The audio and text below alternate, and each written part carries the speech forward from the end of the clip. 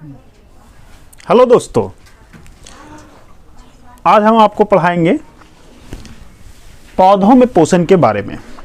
लेकिन इसके पहले आपको याद दिला दें कि पिछला वीडियो में हमने आपको पढ़ा दिया था जैव प्रक्रम के बारे में, ठीक है।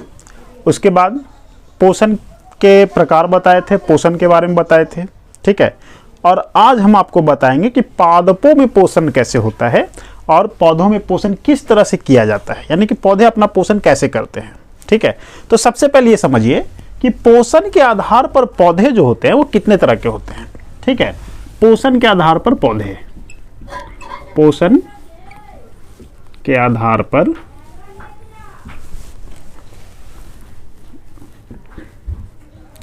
पौधे, ठीक है। तो पोषण के आधार पर अगर पौधे को देखा जाए तो ये दो तरह का होता है, ठीक है। पोषण के आधार पर पौधे कितने तरह का होता है? दो तरह का होता है। पहला नंबर पे होता है जो प्रकाश संश्लेषण कर सकते हैं, वैसे पौधे जो प्रकाश संश्लेषण कर सकते हैं, है ना। तो इसको लिख सकते हैं जो पौधे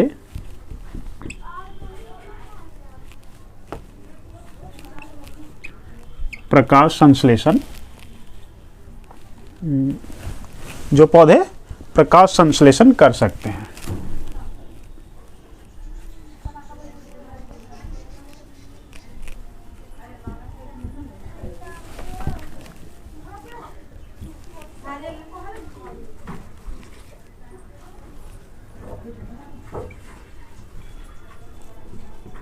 ठीक है, तो जो पौधे प्रकाश संश्लेषण कर सकते हैं वैसे पौधे को हम लोग क्या कहेंगे?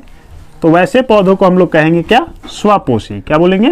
स्वपोषी, ठीक है। जो प्रकाश संश्लेषण कर सकते हैं उसको हम लोग क्या बोलेंगे? स्वपोषी पौधे बोलेंगे। लेकिन वैसे पौधे जो प्रकाश संश्लेषण, जो पौधे प्रकाश संश्लेषण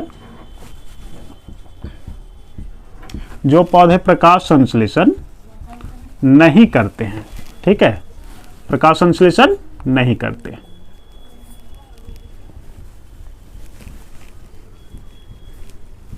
ठीक है। जो पौधे प्रकाश संश्लेषण नहीं करते हैं उसको दो कैटेगरी में बांट दिया गया है, ठीक है। वैसे देखिए, इसमें समझिए पहले पौधों को पोषण के आधार पर कितने वर्गों में बांट दिया गया? दो वर्गों में, ठीक है। पहला, जो प्रकाश संश्लेषण कर सकते हैं, ठीक है। प्रकाश संश्लेषण का मतलब समझ में नहीं आता है, देखिए इसको डिटेल्स में समझाएंगे आगे समझिए। तो हम लोग ऐसे कह सकते हैं कि प्रकाश संश्लेषण जो होता है उन पौधों वे पौधे करते हैं जो कि सूर्य के रोशनी को लेकर के अपना भोजन जो है स्वयं संश्लेषित करते हैं, ठीक है। या इसके पहले आपको हम स्वपोषण का उदाहरण बताए थे या स्वपोषण का डिफाइन बताए थे, उसको देख लीजिएगा, प्रकाश संश्लेषण के बारे में बताए थे, ठीक है। अब देखिए यहाँ पे जो पौधे प्रकाश संश्लेषण नहीं करते, यानी जो पौधे सूर्य के प्रकाश से अपना भोजन नहीं बनाते हैं, उसको रखा गया दो वर्गों में। पहला, मृतजीवी पौधे, ठीक है। मृतजीवी पोषी पौधे होता है, ठीक है, पोषी पौधे, यानी कि जो प्रकाश संश्लेषण नहीं करता है तो वैसे पौधे कितने तरह का होता है? तो एक पहला हो गया मृतजीवी पोषी पौधे, यानी कि जो सड़ी गली चीजों से अपना पोषण जो है वो करते हैं, यानी कि अपना भोजन प्राप्त करते हैं, उसको हम लोग क्या कह सकते हैं? मृतजीवी पोषी पौधे। इसमें क्या आता है? तो इसमें आता है मशरूम, लिख सकते हैं मशरूम, ठीक है। इसमें क्या आता है? मशरूम, जिसको गोबर छत्ता बोलते हैं, ठीक है, या कुकुरमुत्ता भी बोला जाता है। तो कुकुरमुत्ता, गोबर छत्ता या मशरूम तीनों एक ही नाम है, लेकिन ये सब जो है वो क्या कहलाएंगे? मृतजीवी पोषी पौधे कहलाते हैं। दूसरा नंबर पे जो आता है वो आता है कौन? तो दूसरा नंबर पे आता है हमारा परजीवी पौधा। क्या आता है? परजीवी पौधा, परजीवी पोषी पौधे।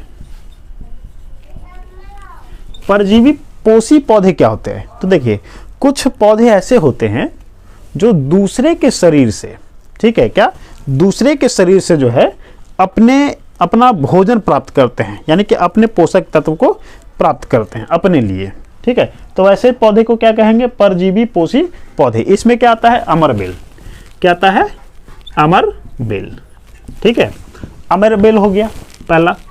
दूसरा नंबर पे भी हम लोग देख सकते हैं कि क्या होता है, तो एक और होता है अमरबेल और कैसिथा, ठीक है, ये भी क्या होता है, एक परजीवी पौधा होता है। क्या होता है, कैसिथा।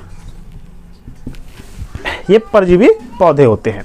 अब देखिए, ये वे पौधे यानी कि पौधे के प्रकार बता दिए। ठीक है, अब आगे चलते हैं कि प्रकाश संश्लेषण क्या होता है। ठीक है, और वो पौधे जो है अपना भोजन कैसे तैयार करते हैं, इसके बारे में अभी जानेंगे। अब समझते हैं प्रकाश संश्लेषण के बारे में कि प्रकाश संश्लेषण होता क्या है। ठीक है, या प्रकाश संश्लेषण क्या है। तो देखिए, कहता क्या है, जिस प्रक्रिया द्वारा, ठीक है, हम लोग ऐसे समझ जाएंगे, जिस प्रक्रिया द्वारा पौधे अपना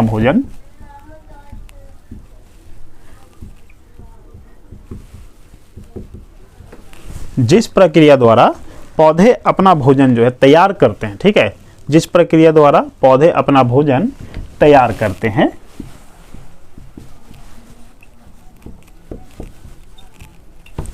उस प्रक्रिया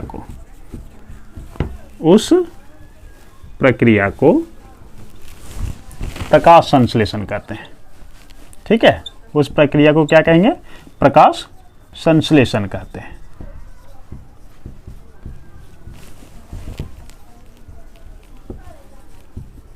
ठीक है, मतलब कहने का क्या समझे, देखिए, हम लोग जो भोजन बनाते हैं, ठीक है, जैसे ही हम लोग भोजन बनाते हैं तो उस प्रक्रिया में हम क्या कर सकें कि जाके कुक करते हैं। ठीक है, उसी तरह से पौधे भी अपना भोजन बनाते हैं। ठीक है, लेकिन पौधे जब अपना भोजन बनाते हैं तो उस प्रक्रिया को हम लोग क्या कहेंगे, प्रकाश संश्लेषण कहेंगे। अब प्रकाश संश्लेषण प्रक्रिया जब होता है पौधों में, तो वो क्या रासायनिक अभिक्रिया करता है, उसके बारे में जानिए। ठीक है, प्रकाश संश्लेषण करते वक्त उसको क्या चाहिए, ठीक है, और कौन कौन सी रासायनिक अभिक्रिया करता है, क्या समीकरण बनता है, इसके बारे में अभी हम बताएंगे आपको। ठीक है, तो सबसे पहले इसका रासायनिक समीकरण समझिए। ठीक है, समीकरण जो इसका होता है वो होता है C6CO2 होता है। ठीक है, 6CO2 प्लस H12H2O। उसके बाद जब कार्बन डाइऑक्साइड और जल, ठीक है, ये दोनों को पौधे ग्रहण करते हैं और साथ में क्या आ जाता है, तो साथ में आ जाता है सूर्य का प्रकाश, और उसके पास मौजूद रहता है क्लोरोफिल।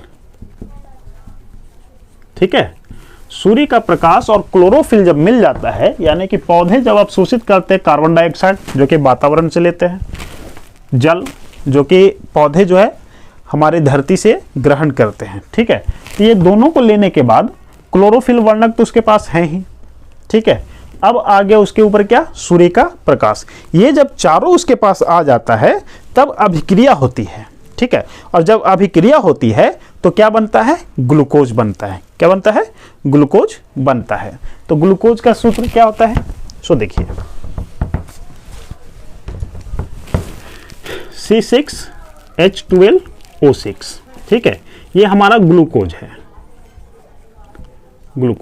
ठीक है, ये हमारा क्या है, ग्लूकोज है, C6H12O6, ये हमारा ग्लूकोज है।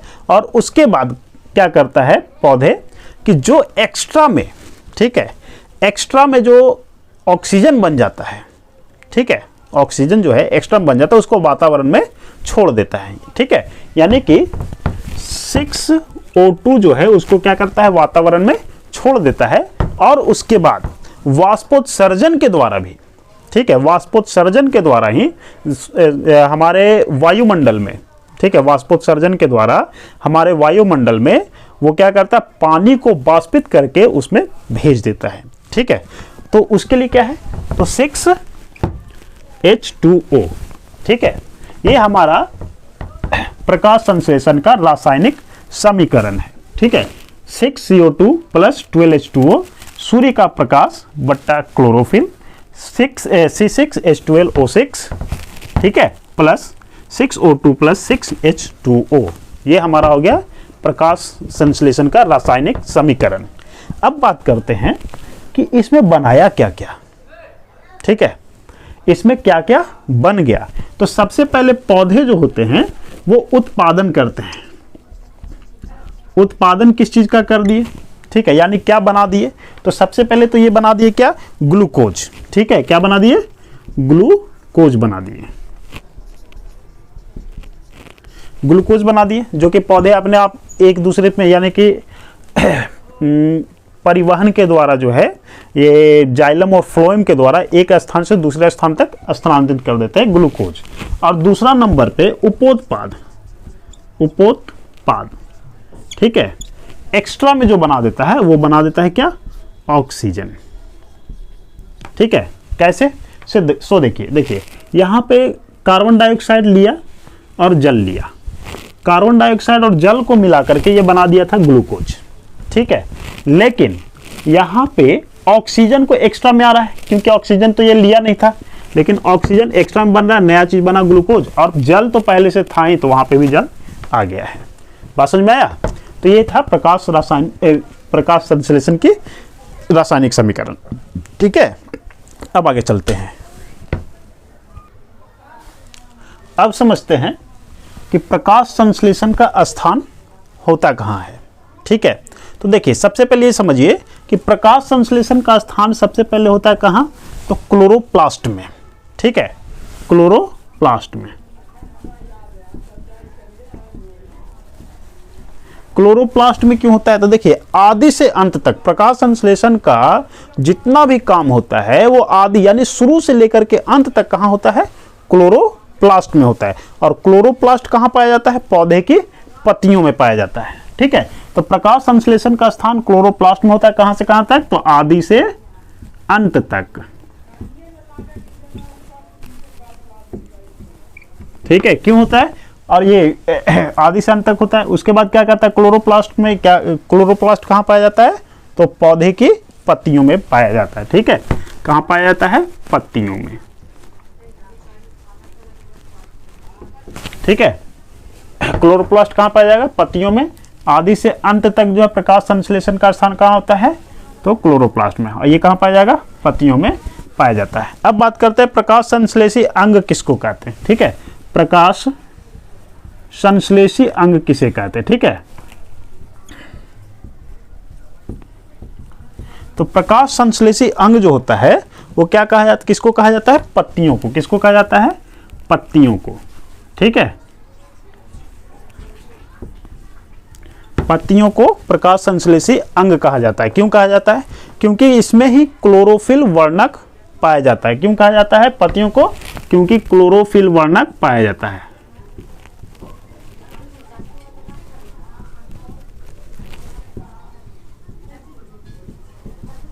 ठीक है, क्लोरोफिल वर्णक जो है वो पत्तियों में पाया जाता है, इसीलिए इसको क्या कहते हैं, प्रकाश संश्लेषी अंग कहते हैं। अब एक और बात समझिए कि प्रकाश संश्लेषी जो होता है, प्रकाश संश्लेषी अंगक एक होता है, अंगक। ठीक है, तो प्रकाश संश्लेषी अंगक किसको कहते हैं, तो हरित लवक को कहते हैं। ठीक है, हरित लवक को, हरित लवक को क्या कहा जाता है, प्रकाश संश्लेषी अंगक कहा जाता है। ये अधिकतर ऑब्जेक्टिव क्वेश्चन यानी कि बोर्ड के एग्जाम में ऑब्जेक्टिव में पूछा जाता है। ठीक है, अब चलते हैं आगे और समझते हैं कि स्टोमाटा क्या होता है। तो अब जानते हैं स्टोमाटा के बारे में। उसके पहले समझिए पत्तियों को। ठीक है, ये पत्ती है, पत्ती की आंतरिक संरचना को अगर हम बड़ा करके देखते हैं तो हमें स्टोमाटा दिखाई पड़ता है। ठीक है, अब देखिए जो स्टोमाटा होता है, जिसको वात रंध्र भी बोला जाता है, उसका काम क्या होता है, तो इसके द्वारा, स्टोमाटा के द्वारा ही जो है CO2, ठीक है, CO2 पत्तियों में क्या होता है, विसरण के द्वारा अंदर जाता है, यानी पत्तियों में पहुंच पाता है। ठीक है, यानी कार्बन डाइऑक्साइड जो है पत्तियों में कैसे पहुंचता है, तो स्टोमाटा के द्वारा ही पहुंचता है। अब जानते हैं कि स्टोमाटा कार्य कैसे करता है। देखिए सबसे पहले इसकी आंतरिक संरचना की बात किया जाए तो ऊपर से ये क्या है, एपिडर्मल कोशिकाएं। ठीक है, एपिडर्मल कोशिकाएं जो होता है वो क्या होता है, त्वचा कोशिका होता है, जो कि इसकी रक्षा करता है। ठीक है, रक्षा क्या करता है, ये बाहर की त्वचा है। ठीक है, इसके अंदर में, ठीक है, ये छोटे छोटे बिंदु जो देख रहे हैं ये वास्तव में ग्रीन कलर के होते हैं, इसी को हम लोग क्या कहते हैं, क्लोरोप्लास्ट कहते हैं। ठीक है, उसके बाद रक्षक कोशिका, इसके बीच में ये जो भाग दिख रहा है ये रक्षक कोशिका है। किसकी रक्षक कोशिका है? तो स्टोमाटा की। स्टोमाटा हमारा यहाँ पे है, ठीक है, ये क्या है? स्टोमाटा है। इसके द्वारा ही जो है कार्बन डाइऑक्साइड जो है अंदर की ओर जाता है, यानी कि पत्तियों में विसरण के द्वारा प्रवेश कर जाता है, ठीक है। अब देखिए यहाँ पे होता क्या है कि ये खुलता है और बंद होता है। स्टोमाटा क्या होता है? खुलता है और बंद होता है। कैसे? तो जब कोशिका, इसकी कोशिका जो होता है पानी से भर जाती है, ठीक है, इसकी कोशिका जो होता है पानी से क्या होता है? भर जाता है, तो रंध्र क्या हो जाता है? खुल जाता है, ठीक है। भरने के बाद क्या होता है? रंध्र खुल जाता है और उससे कार्बन डाइऑक्साइड को क्या करता है? अपने अंदर ग्रहण कर लेता है, ठीक है। और जैसे ही पानी को नीचे निचोड़ देता है, ठीक है, पत्ती जो है वो पानी को बाहर निकाल देता है, तो ये पत्तियां क्या हो जाती है? सिकुड़ जाती हैं, ठीक है। तो सिकुड़ करके ये जो इतना बड़ा दिख रहा है, ये वाला भाग जो आपको इतना बड़ा दिख रहा है, ये छोटा हो जाता है, ठीक है। और छोटा होने के बाद ये क्या हो जाता है? बंद हो जाता है, ठीक है। तो इससे क्या होता है? कार्बन डाइऑक्साइड अंदर आता है, बाहर जाता है, अंदर आता है, बाहर जाता है। किसके द्वारा? स्टोमाटा के द्वारा, ठीक है। अब आगे की बात करें तो प्रकाश संश्लेषण प्रक्रिया के लिए हमें 4 तत्वों की, यानी कि 4 घटकों की आवश्यकता होती है। पहला नंबर पे क्या? तो पहला नंबर पे CO2 कार्बन डाइऑक्साइड, दूसरा नंबर पे जल H2O, ठीक है। तीसरा नंबर पे क्या हमें चाहिए? तो तीसरा नंबर पे हमें चाहिए जल, और चौथा नंबर पे हमें चाहिए क्या? सूर्य का प्रकाश, ठीक है। क्या चाहिए? सूर्य का प्रकाश,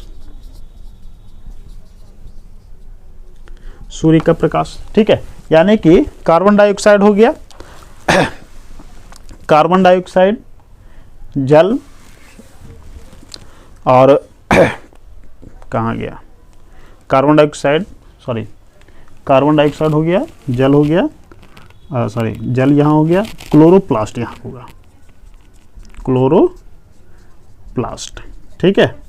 क्लोरोप्लास्ट जो है वो होगा, यानी कार्बन डाइऑक्साइड, जल, क्लोरोप्लास्ट और सूर्य का प्रकाश।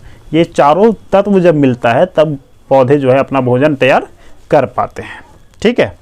तो आज के लिए बस इतना ही, मिलते हैं फिर नेक्स्ट वीडियो में एक नए टॉपिक के साथ, ठीक है। और तब तक इसको देखिए, समझिए, ठीक है। और पिछला वीडियो को भी देखिएगा। अगर चैनल को सब्सक्राइब और लाइक नहीं किया है तो कर दीजिएगा। Thank you.